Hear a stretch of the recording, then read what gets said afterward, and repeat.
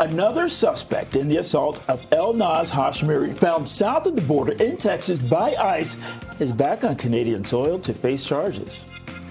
Premier Doug Ford says no more speed cameras, but can more than 20 mayors led by Brampton and Burlington change his mind? Details of their push this hour. And gearing up for playoff baseball here in Toronto, we're hearing from the Jays before they take on the Yankees for the first time ever in the ALDS. This is Live at 5.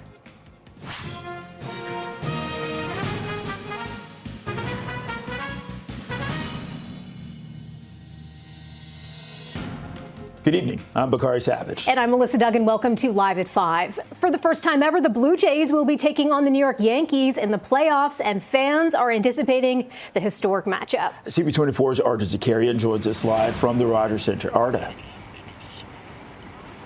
First time ever. Can you believe it that the two teams are going to be in the playoffs together, facing off against each other? It's hard to believe in team history that that's never happened, but that's all about to change tomorrow. You know what else is about to change? Every single seat in here will be occupied by Jays fans and maybe a smattering or two of Yankees fans. Okay, we'll let them into the Rogers Center. Why not? We're here at field level, and it is such a beautiful day today. Exactly how it's going to be like tomorrow. The dome will be open, a gorgeous sunny day, and that's really a magical thing being here at the Rogers Center. So another thing that's going to happen in just a couple of hours or an hour or so, the Yankees are going to come here and they're going to do their batting practice. The Jays are done for the day. They get to rest and recover and do what they need to do, mentally prepare themselves for the game tomorrow. Here's more from John Schneider, the team manager, and also Vladimir Guerrero Jr. I think that they've made an effort to, shore up some defensive spots, I think, adding McMahon and they're playing I think a little bit different type of game right now. It's just watching that series against Boston, finding some different ways to score, utilizing some speed. It's relatively the same roster, but I think they're going about it a little bit differently, and that happens as the season winds down and as you get into the postseason. You still got to be very aware of the power potential with a lot of these guys, but I think that they've made some good additions. Bueno, yo me siento bien, ¿sabe? Obviamente el cuerpo se siente bien, la mente se siente bien y para mí la importancia es ganar, no importa cómo yo me sienta, sino solamente enfocado en una sola cosa que es ganar y no importa cómo ganemos, para mí es enfocado en ganar. I feel pretty good. I feel pretty good mentally, physically. Been working very hard for that. But the most important thing for me it's winning. It's win. We got to win. We got to find a way to win, regardless how I feel. For me, that's the only thing in my mind. We got to find the way to win games. Kevin Gausman will be the starting pitcher tomorrow. They chose him because he's a veteran. He's a total pro. He is steady. He doesn't get distracted by all of the noise. And believe me, there will be a lot of noise. A lot of excited Jays fans will be here. And it's just a beautiful feeling to know that, it's been a long time coming. The Jays themselves, they've worked their entire lives to be in this position tomorrow. And it's going to be an incredible game. As for Bo Bichette, if he's playing or not, we know he's injured. He's been recovering. John Schneider says they will make that decision tomorrow. So we'll see if he gets to play, but it seems like he's still in the recovery position. Another player that the Jays need to watch out for is Aaron Judge. Will they walk him intentionally? Because he's pretty amazing. That's a game time decision as well. So that's going to be made tomorrow. And in the meantime, you can feel the energy in the city, the buzz, all of the fans in the entire country cheering on the Jays. Back to you. Oh, Arda, it feels like the wait up until tomorrow's game has been so long. Thank you so much for teeing it up for us. Appreciate it. Okay, let's check in on the commute with CP24 traffic specialist Adjouen Sieyebois. Hey, Mel. Yeah, things are still quite slow out there, and watching ongoing problems on the southbound 410. This is just south of Courtney Park. Ongoing collision. Now just the right lane and shoulder blocked. Still dealing with that unnecessary backup that does extend from before Dairy Road. Now, we had problems. Looks like they might have cleared on the 401 westbound through Kiel in the express. It was a stall, was in the right lane. Think it's gone. I'm not seeing it anymore. And if you're headed towards the Don Valley Parkway, northbound busier than the southbound side, anywhere from Bayview Bloor to approaching Eglinton. This collision, which is off to the side, was in the right lane. So a little bit of good news as you try to get home this weekend. Headed out on city streets, crews on scene of a collision blocking lanes on Finch right at the 401. I'll send it back to you.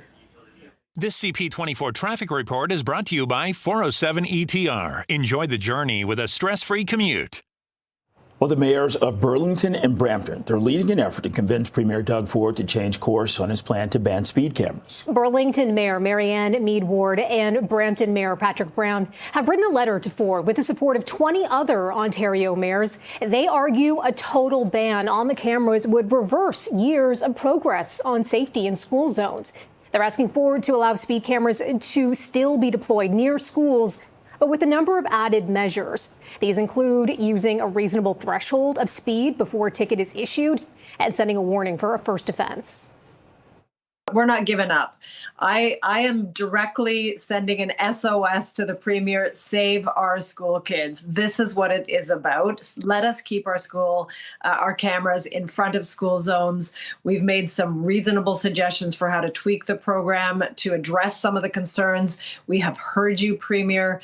Please hear us. Let us keep this program. It will save the life of a school child if they are impacted.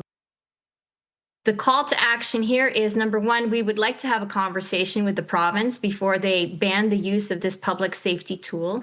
Number two, we're willing to make some negotiation changes in how we are implementing it, but even more so, providing some consistency across municipalities.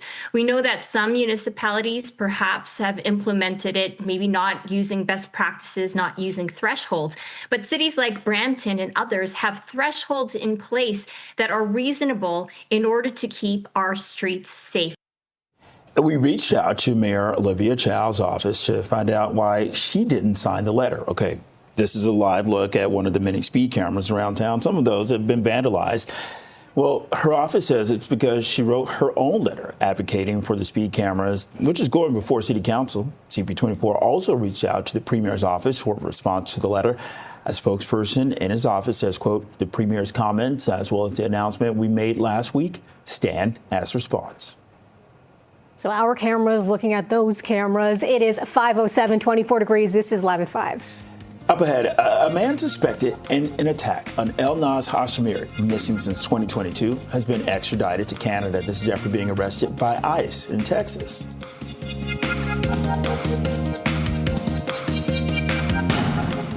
One person's been seriously injured. This is in a fire near Dover Court and Dundas. Toronto Fire telling CP24 it broke out in a unit on the second floor of this residential building just before 4 a.m.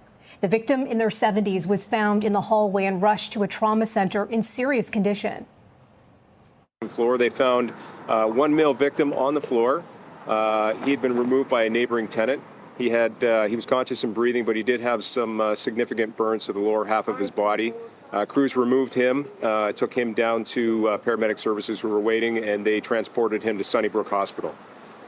There was one other person. The person who had pulled him out was treated for smoke inhalation at the scene. And crews also battled a two-alarm house fire. This was near Kiel and Eglinton. Some dramatic footage there. This video sent to us by a CP24 viewer. Toronto Fire says the fire broke out just after midnight and was knocked down about 2 hours later. No injuries have been reported. Neighbors say the house was vacant and has been on fire before. Adjacent homes were evacuated, but people have now been allowed to return. Crews remain on scene, putting out some hot spots. The cause of the fire, it is under investigation. Well, a man suspected in an attack on Elnaz Hajimiri. She's been missing since 2022. Has been extradited to Canada. This is after being arrested in Texas. U.S. Immigration and Customs Enforcement sharing a video of the arrest of 25-year-old Sukhpreet Singh in San Antonio. This happened in June. Singh is now in custody of York Regional Police, facing charges of aggravated assault and conspiracy to commit an indictable offense. Well, Singh had been identified as a suspect in the parking garage attack on Hajimiri and Richmond Hill in December of 2021. Well, less than a month later, police say that Hajimiri was abducted from a Wasaga Beach home by 3 suspects. She's not been seen since. Investigators believe that she is dead. Well, her ex-boyfriend, Mohammed Lilo, is charged with first-degree murder. For a closer look at the latest developments in this investigation, we're joined live by CP24 crime analyst Steve Ryan. Steve, thanks for being with us. You know, this is a tragic story we've been following for several years now. What does this new development say to you? Well, this gives the police another opportunity to speak with this accused, not charged with connection to the homicide, but charged with an aggravated assault and the conspiracy to commit an indictable offense, as you said. So he might have information pertaining to her disappearance and her murder. Her ex-boyfriend has been charged by the OPP with her murder. So this is just another opportunity for another person that might have information now that he's back on Canadian soil and in police custody. Steve, what do you make of this? He was found south of the border in Texas, like the very end of Texas, in San Antonio. So there's no offense for fleeing if you were suspected of committing an offense. But it certainly goes towards the Crown's case when it comes to circumstantial evidence, because it goes towards consciousness of guilt. The Crown could argue circumstantially that you're accused of committing this offense, you did this offense, and you fled to Texas because of the offense that you committed. So this can work against somebody who is alleged to have been an accused in a criminal offense and now has fled to another country. Now, we did speak with York Regional Police earlier today with regards to this arrest, and here's what we were told. Let's listen. Because it has happened in 2 different regions, we split the case. So OPP will be looking after the abduction and disappearance of Elnaz while we deal with the assault that happened back in December. We have arrested 8 people in connection with that assault since December 2021, with Mr. Sukhpreet Singh being the most recent. And in relation to the OPP investigation, her ex-boyfriend has been charged with first-degree murder. Okay, so Steve, what's next here? Because there's this assault, but then there's also, Hajimiri, she's still missing. Well, the police believe that she is, in fact, deceased, that she had been murdered, and they laid a first-degree murder charge. So there is no body, but you do not need a body to lay a murder charge, nor do you need a body to convict of murder as well. You've got circumstantial evidence. So you have the fact that there's been no confirmed sightings of her since she was reported missing. You've got the attempted abduction of her in December of 2021. January of 2022, she was abducted. Eyewitnesses saw her being abducted, and she hasn't been heard from since. So you've got no confirmed sightings of her. You've got no activity on her social media, no banking activity. There could be a circumstantial case to be made that, in fact, she is deceased. And the police might have DNA evidence as well, which would add to their circumstantial case. What should we expect next in this case? Well, they will proceed with these charges, the aggravated assault charges, and perhaps one of these 8 people, hopefully, fingers crossed, has information pertaining to her murder as well, and they may roll on the others and provide information to the OPP, which might help this family get some closure when they are able to locate and recover the remains of their loved one. Okay, CP24's crime analyst, Steve Ryan. Thanks, Steve. Thanks. Okay, right now it's 5:14, 23 degrees. This is Live at 5. We're following some developing news this hour. Hamas says it is ready to release all hostages and enter negotiations to end the war. We'll have the latest out of the Middle East next. We have developing news from the Middle East. Hamas says it agrees to release all Israeli hostages under U.S. President Trump's peace plan and is ready to enter mediated negotiations to discuss the details. Hamas has also reportedly agreed to give up power in Gaza, but in a statement issued this afternoon, did not respond to the Trump stipulation that it disarm. This comes hours after Trump said Hamas must agree to the deal by Sunday evening or face an even greater military onslaught. Trump has not said whether the terms of his 20-point peace plan are subject to negotiation. And Israeli forces intercepted the last boat from an international flotilla trying to break the blockade of Gaza. The final vessel was stopped a day after the Israeli Navy stormed 41 other boats and detained 450 activists. Israel's interception started on Wednesday night and continued through Thursday as boat by boat was stopped off Gaza shore, and those on board, including Greta Thunberg, Nelson Mandela's grandson, and several European lawmakers were detained. Israel is processing all of them for deportation.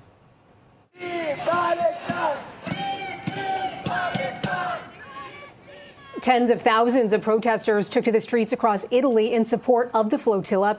The demonstration impacted air, rail, and port traffic, causing chaos for commuters. The general strike, called by two unions, followed demonstrations yesterday in cities across the world.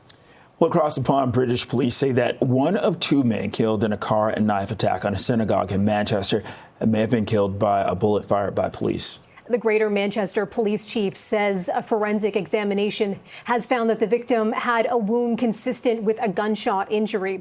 He said the attacker did not have a gun and that the only shots fired were by police. The suspect, who was wearing a fake explosive belt, was fatally shot by officers. The two men killed in the attack have been identified as 53-year-old Adrian Dalby and 66-year-old Melvin Kravitz. 3 other people were seriously hurt. And Manchester residents, they say that they're unsettled by the attack.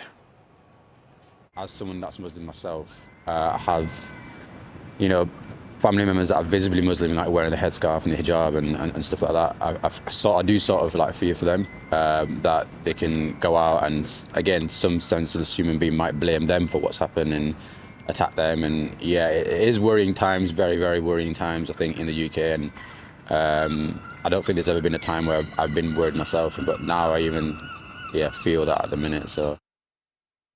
The attacker has been identified as 35-year-old Jihad al-Shami, the British citizen of Syrian descent, who was on bail over an alleged rape. Well, south of the border, Sean Diddy Combs has been sentenced to more than 4 years in prison. This is after being convicted on prostitution-related charges in New York. Combs' lawyers had been asking for time served following his arrest in September of last year. Diddy issued multiple apologies during his sentencing hearing and pleaded for leniency from the judge, who later said a lengthy sentence was needed for deterrence and that he was unconvinced the crimes wouldn't happen again if Combs was released. He was convicted in July on 2 counts related to flying male escorts around the country for sexual encounters. Prime Minister Mark Carney is set to meet with U.S. President Donald Trump in Washington next week. Carney will hold talks with Trump on October 7th. It'll be the second time Carney has visited Trump in America's capital since becoming prime minister. The prime minister's office says the meeting will focus on shared priorities for a new economic and security relationship between Canada and the U.S. Those negotiations have been ongoing for months amid the backdrop of the trade war. Carney's latest visit also comes as consultations on CUSMA are underway ahead of a review of that trade pact. And Canada Post presented new contract offers today as the postal workers' strike drags on. The Crown Corporation says its latest offers will allow it to modernize and balance its financial realities. They include a wage increase of roughly 13% over 4 years, as well as pensions and benefit protections. They also include creating more part-time positions and delivery model changes Canada Post says are needed to build its parcel business. The Postal Service says the new proposals are within the limit of what it can afford while maintaining benefits for employees over the long term. We're looking to make changes, but we would ultimately be liking to be working with our union to figure out how we make the difficult choices ahead, how we maintain a great service for Canadians, and how we get back to that mandate where we continue to serve all Canadians. That'll never change. It's unfortunate, though, that and while remaining self-sufficient has kind of fallen off the way, and we got to get back there, and we can. We're putting a plan together to get there, but we'd love to have our unions along with us to ensure that we minimize impact employees and ensure we're there for Canadians. And the union representing striking Canada Post workers held an information picket this morning in Vaughan. CP24 was over the scene. That's where this footage is from. This is a Purelator shipping center on Creditstone Road. CUPW says that the goal of the picket is to educate the public about the current labor situation. It comes 2 days after a national day of action protesting the government proposals to overhaul the National Postal Service. The union opposes proposed government budget cuts, which include ending door-to-door delivery and closing some rural post offices. Canada Post is in deep financial trouble and says that the cost cutting, that's necessary. North York Food Harvest Bank says that it is facing a major hurdle as the Canada Post strike continues. Yeah, the charity that supports 30,000 clients every month says that this is normally the time of year that they will be mailing letters to donors as they look to raise crucial funds. North York Harvest says it typically receives $3 million through the mail between September and December, which that's most of the money that they raise for the entire year. If other courier companies had the same low-cost rate to mail a donor like Canada Post has, we definitely would look at that solution. Unfortunately, the cost is just outweighing the benefits right now. For us to mail something through UPS or Canpar or another organization, it's just not helping us. If anybody has any ideas or solutions for us, we're welcome to hear any of them. But yeah, honestly, Canada Post direct mail is such a huge piece for all charities. Donors can go to their website, northyorkharvest.com, to give instead. It's 5:23, 23 degrees. This is Live at 5. Taylor Swift's new album, The Life of a Showgirl, it is out. We'll have reaction from Swifties and from the singer herself coming up.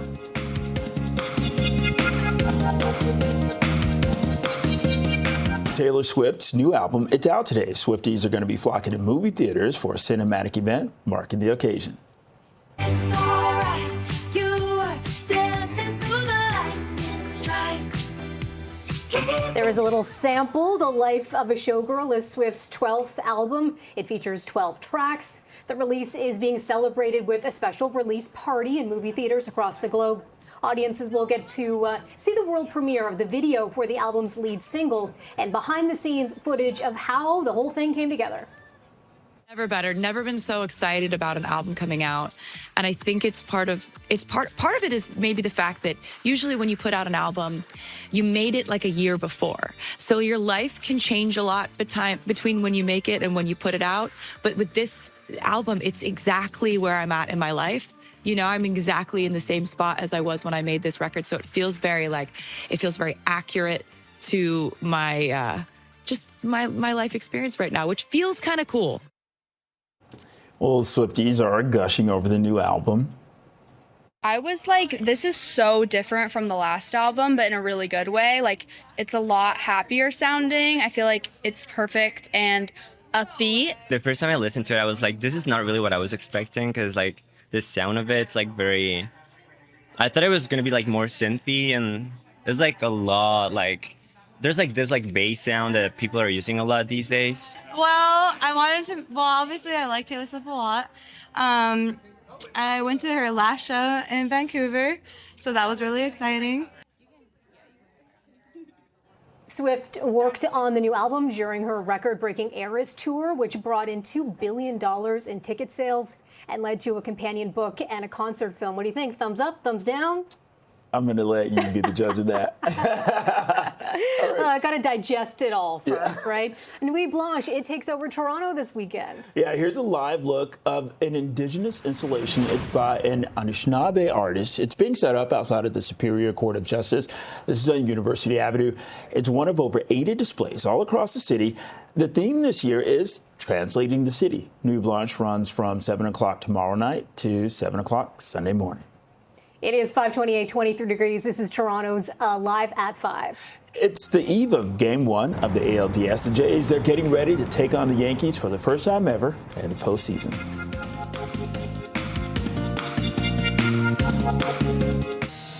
Another suspect in the assault of Elnaz Hajimiri, found south of the border in Texas by ICE, is now back on Canadian soil to face charges. And Premier Doug Ford says no more speed cameras, but can more than 20 mayors led by Brampton and Burlington change his mind? Details of their push this hour. And here we go, gearing up for some playoff baseball in Toronto. We're hearing from the Jays before they take on the Yankees for the very first time ever in the ALDS. This is Live at 5.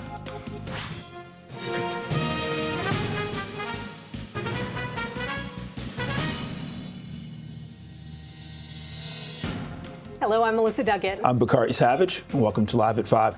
Well, crews, they're still on the scene of a two-alarm house fire. This is near Kill and Eglinton. For the latest on the situation, let's go live to CTV's Janice Golding. Janice?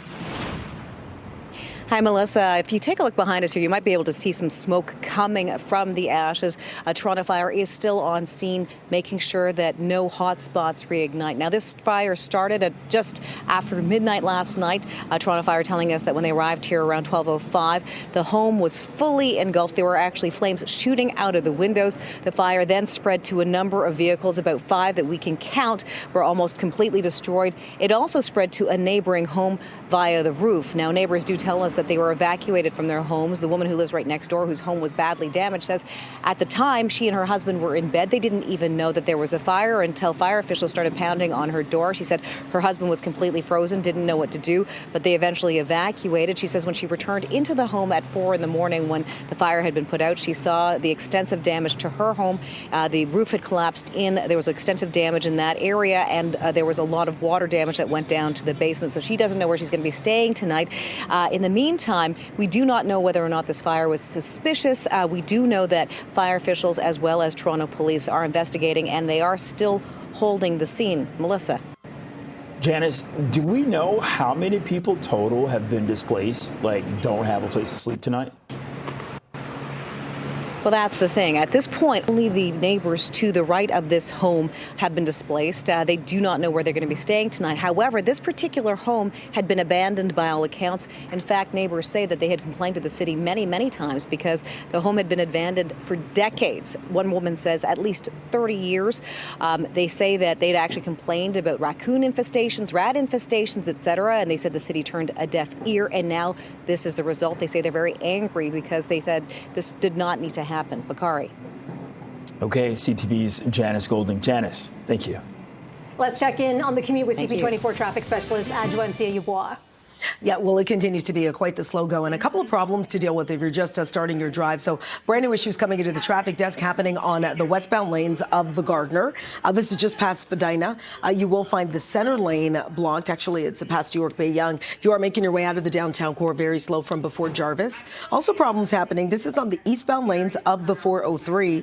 Just as you make your way past Erin Mills Parkway. It looks like it's the two center lanes now blocked at this collision. Already seeing slowdowns from before Winston Churchill. And taking a peek at your drive on the 401. Still rush hour on a Friday, which means it's still slow as you head across the top of the city. On City Street, still have a collision blocking lanes on Finch right at the 400. I'll send it back to you. Adjoa, thanks for that. Well, for the first time ever, the Blue Jays will be taking on the New York Yankees in the playoffs, and fans are anticipating the historic matchup. Okay, let's go live to CP24's Arda Zakarian, who's joining us from the Rogers Center. Arda, I have something to tell you. So I think Melissa's a little jealous of your job right now because she's a huge Jays fan. Huge.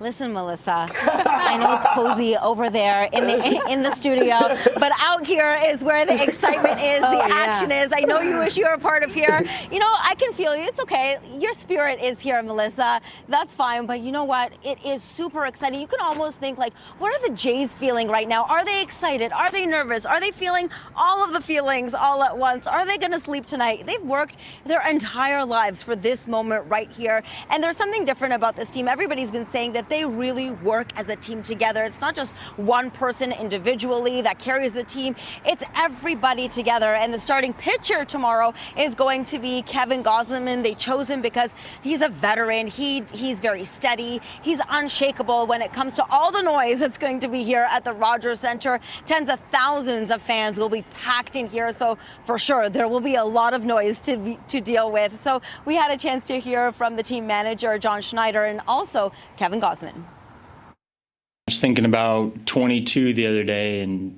pitching here in 22, that postseason compared to now, completely different. You know, kind of fresh into the organization.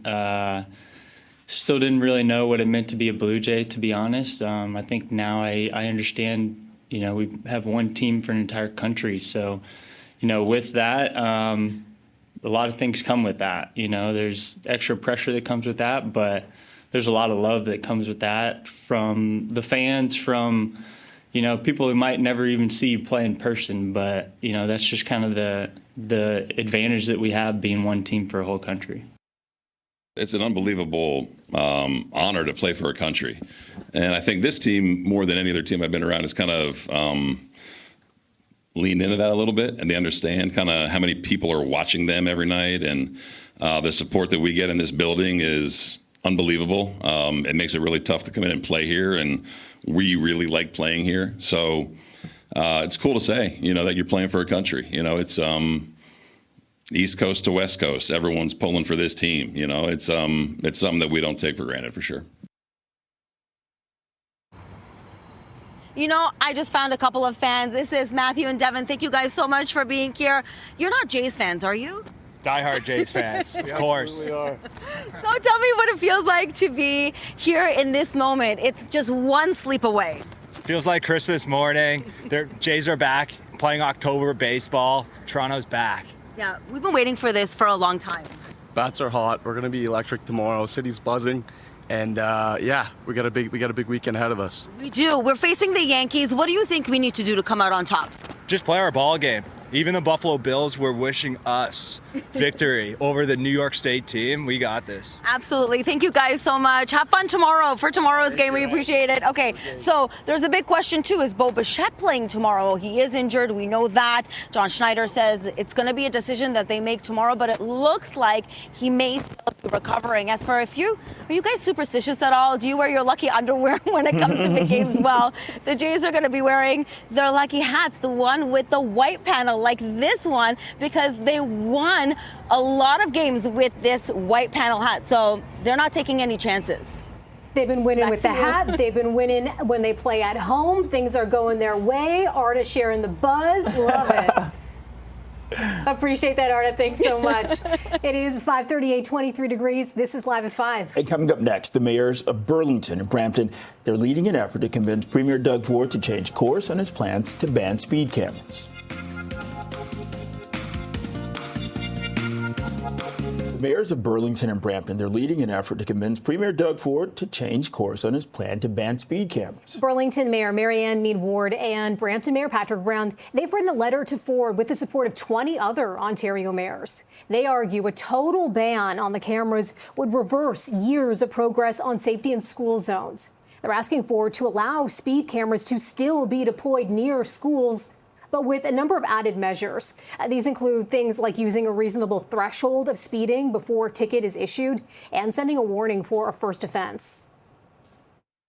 The Premier has shown himself to be a reasonable person when presented with a thoughtful argument and some evidence. And that's what us as mayors are trying to do collectively, add our voice. This is mayors across the province in municipalities that are large and small. You know, you've got Brampton and Mississauga, and you also got Innisfil and Cambridge and Burlington and smaller municipalities.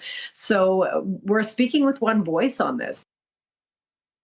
The province has all the control to not throw the baby out with the bathwater, to keep what is working in order to keep our streets safe for our kids around the schools, and not ban it. So let's have a conversation. And that's what the mayors are asking for. That's what our councillors are asking for. That's what parents are asking for from the province. We reached out to Toronto Mayor Olivia Chow's office to find out why she didn't sign the letter. Her office says it's because she wrote her own letter advocating for the speed cameras. That's going before council. CP24 also reached out to the Premier's office for a response to the letter. A spokesperson in his office says, quote, the Premier's comments, as well as the announcement we made last week, stand as response. One person has been seriously hurt in a fire near Dovercourt and Dundas. A Toronto fire tells CP24 that it broke out in a unit on the second floor of this residential building. It was just before 4 o'clock this morning. The victim in their 70s was found in the hallway and rushed to a trauma center in serious condition. Fire crews went into the unit. This building is sprinklered, so the fire itself was actually quite small because the sprinkler did its job, kept the fire at bay. They finished extinguishing the fire, did overhaul and ventilation, and we've got fire investigators on the way right now to determine the cause of the fire. A man suspected in an attack on Elnaz Hajimiri, who's been missing since 2022, has been extradited to Canada after being arrested in Texas. U.S. Immigration and Customs Enforcement sharing this video of the arrest. This is 25-year-old Sukhpreet Singh in San Antonio in June. Well, Singh's now in custody of York Regional Police, facing charges of aggravated assault and conspiracy to commit an indictable offense. Singh has been identified as a suspect in the parking garage attack on Hajimiri in Richmond Hill in December of 2021. Less than a month later, police say Hajimiri was abducted from a Wasaga Beach home by 3 suspects. She's not been seen since, and investigators believe she is dead. Her ex-boyfriend, Mohammed Lilo, is charged with first-degree murder. He was found by ICE agents. He was then handed over to U.S. Marshals. And then there's a bit of a process before he can actually be extradited. And this week, September 30th, he was extradited back to York Region, and he remains in custody. It's 5:44, 23 degrees. This is Live at 5. We're following developing news. Hamas says it is ready to release all hostages and enter negotiations to end the war. We have the very latest out of the Middle East next.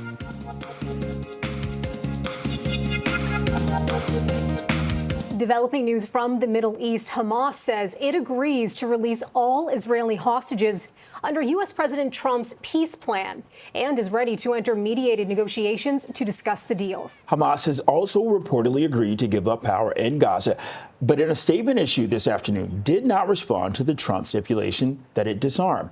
This comes hours after Trump said that Hamas must agree to the deal by Sunday evening or face an even greater military onslaught.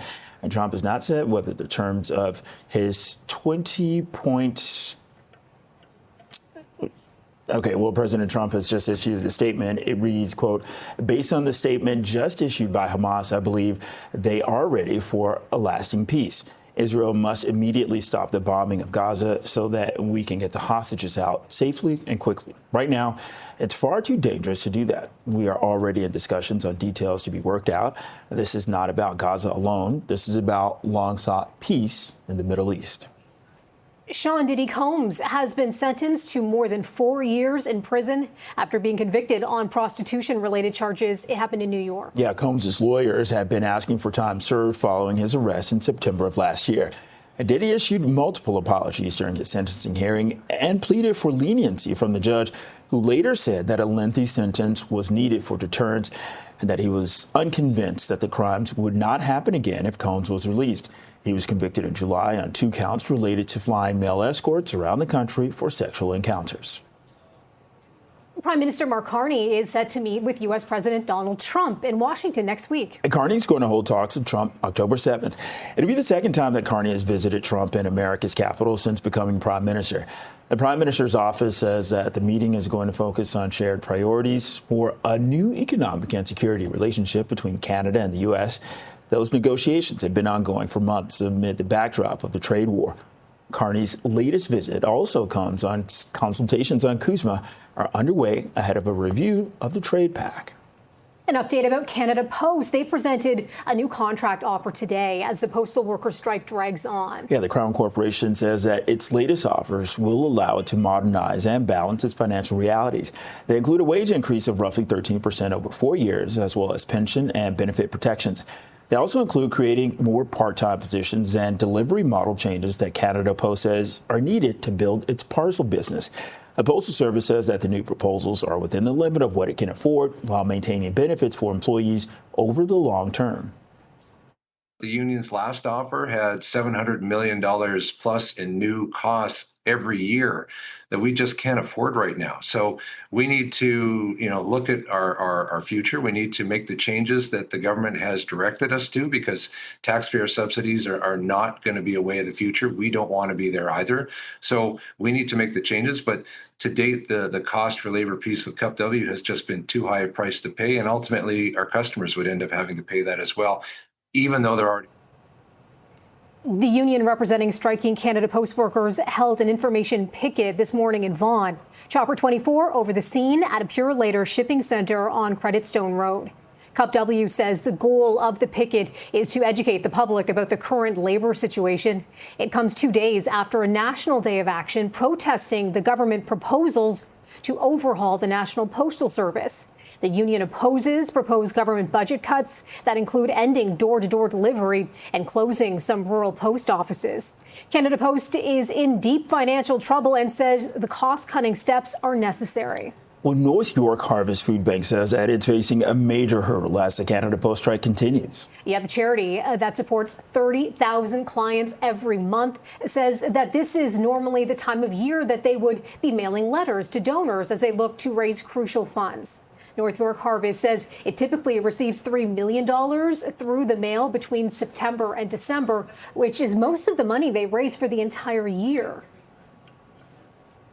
No matter how much telemarketing we do or how much digital fundraising we do, direct mail is really holds a lot of charities, hearts, and donors. It's a great way for us to get our tax receipt out, our thank you letters out, our cards. So even after the donation comes in, we still have to communicate with those donors, and a lot of them don't have email addresses or are not comfortable giving online, especially with all the scams happening right now. That check donation is really the best way for them to get support to the food bank. Well, donors can go to their website, northyorkharvest.com, to give instead. The Toronto Regional Real Estate Board says sales rose in September as prices continue to decline. Treb says that the 5,500 homes sold, that was up 8.5% from the same month last year and up 2% on a seasonally adjusted basis from August. The rise in sales, they came as the average selling price was down 4.7% from last year to just under $1,060,000. There were more than 19,000 new listings, up 4% from last year. The board says interest rate cuts from the Bank of Canada could help push up sales.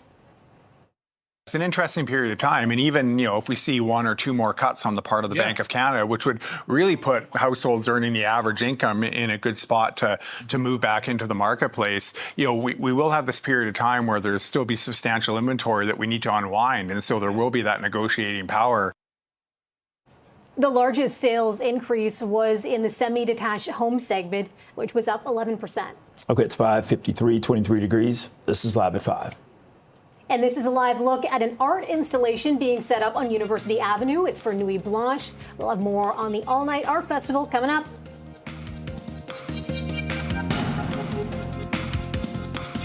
In case you haven't heard, Taylor Swift's new album, it is out today. Swifties will be flocking to movie theaters for a cinematic event marking the occasion. It's alright, you were dancing through the lightning strikes. Well, The Life of a Showgirl is Swift's 12th album. It features 12 tracks. The release is being celebrated with a special release party in movie theaters all across the globe. Audiences are going to get to see the world premiere of the video for the album's lead single, as well as behind-the-scenes footage of how the record came together. It's crazy to me to have to keep a secret for a very long time. When you make an album, I'm big on secrecy. I'm big on surprising the fans and rolling it out a specific way. So it's weird to be making an album you're so proud of, you're so obsessed with it, but you can't talk about it to really anybody. And it's this little secret you have, and then all of a sudden it's out in the world and you guys are playing it for the entirety of the UK. I'm so excited. Seems like just yesterday she was in Toronto, Swifties, they are gushing over the new album. I was like, this is so different from the last album, but in a really good way. It's a lot happier sounding. I feel like it's perfect and upbeat. The first time I listened to it, I was like, this is not really what I was expecting, because the sound of it's very, I thought it was gonna be more synthy, and there's a lot there's this bass sound that people are using a lot these days. Well, obviously I like Taylor Swift a lot. I went to her last show in Vancouver, so that was really exciting.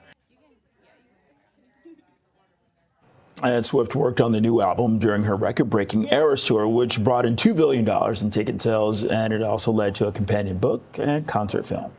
Nuit Blanche takes over Toronto this weekend. Okay, here's a live look of an Indigenous installation. It's by an Anishinaabe artist. It's being set up outside of the Superior Court of Justice. This is on University Avenue. It's one of over 80 displays all across Toronto. The theme this year is translating the city. Nuit Blanche runs 7 o'clock tomorrow night to 7 o'clock Sunday morning. I think the weather's going to be good for that, too, which is nice. Well, back to our top story. The Jays are getting ready to take on the Yankees for the first time in the postseason in Game 1 of the ALDS tomorrow. I'm excited. These guys are great. They get along great. And I think that was the main difference in the consistency that they experienced this year. They always had the talent, even in the last few years. But this year, it's like they got along together better. Everything was, it seemed like they were enjoying everything more. They came together as a group. I think having that taste of it in the past and not really getting too far kind of drove them a little bit closer to each other this year. And it's really paying off. Okay, so in case you didn't know, that was former Blue Jays superstar Jose Bautista talking to us. That was this afternoon. Talking to you. Yeah, saying that the team has the ability to do some damage in the postseason this year. I agree. Well, also, TSN Radio's Matt Koss says that the Jays pitching, it has to come out strong tomorrow. Because Kevin Gausman is going to start game one. He's given up a lot of home runs. Then who's the closer? Jeff Hoffman, who either has a great month or a horrible month. No closer gave up more home runs than him. Exciting stuff. It is 5:59, 23 degrees. This is Toronto's breaking news, CP24. Thank you for watching. We're going to have all your Jays ALDS coverage all weekend long. CTV News at 6 is next.